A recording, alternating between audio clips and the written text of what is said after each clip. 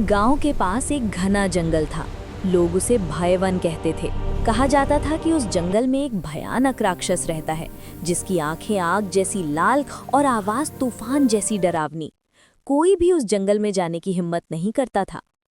मीरा, उसी गांव में रहती थी मीरा, एक नन्ही, समझदार और संवेदनशील लड़की। मीरा की माँ बहुत बीमार रहती थी। पिता का साया पहले ही उठ चुका था। मीरा हर रात माँ का हाथ पकड़कर कहती, मैं हूं ना माँ, मैं कहीं नहीं जाऊंगी। लेकिन माँ की सांसें दिन ब दिन कमजोर होती जा रही थीं। आखिरी उम्मीद। एक दिन गांव के वैद्य ने कहा, जंगल के अंदर एक दुर्लभ जड़ी बूटी है, वही माँ को बचा सकती है। गांव वाले घबरा गए, वहां तो राक्षस रहता है। मीरा चुप रही, लेकिन उसकी आंखों में डर से ज्यादा माँ को खोने का डर था। उसी रात उसने फैसला कर लिया। जंगल में पहला कदम। अगली सुबह मीरा अकेली जंगल की ओर चल पड़ी।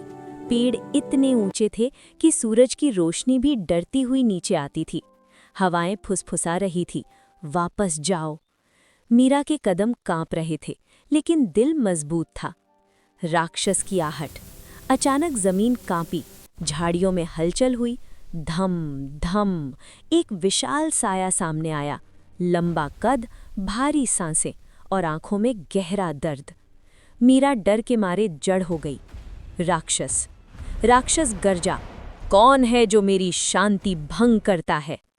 मीरा की आंखों से आंसू बहने लगे। चूलिया, लेकिन उसने भागने की कोशिश नहीं की। मैं मीरा हूं, मेरी मां मर रही है। राक्षस हैरान। राक्षस चुप हो गया। उसने गुस्से की जगह मीरा के आंसू देखे। तुम डरती नहीं हो? मीरा बोली, डरती हूं, पर मां के बिना जीना उससे ज्यादा डरावना है। राक्षस ने गहरी सांस ली। जंगल का सच।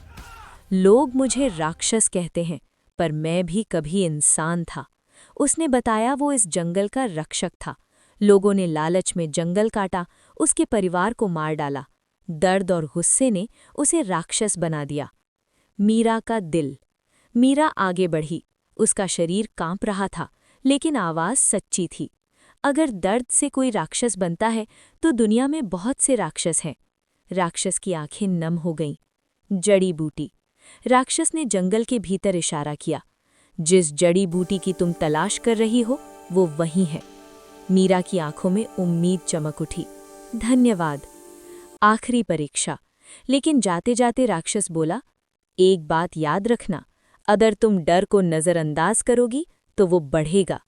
मीरा मुस्कुराई, और अगर समझूंगी तो छोटा हो जाएगा। वापसी। मीरा जड़ी बूटी लेकर लौटी। माँ धीरे धीरे ठीक होने लगी। पूरा गांव खुश था, लेकिन मीरा हर शाम जंगल की ओर देखती। नया रिश्ता। एक दिन मीरा फिर जंगल गई। इस बार डर नहीं था। राक्षस दूर खड़ा था। लोग आज भी मुझसे डरते हैं, मीरा बोली, क्योंकि वे आपका दर्द नहीं जानते। उस दिन के बाद मीरा जंगल और गांव के बीच सेतु बन गई। सीख। डर के पीछे हमेशा कोई दर्द होता है, और प्यार सबसे बड़े राक्षस को भी इंसान बना देता है।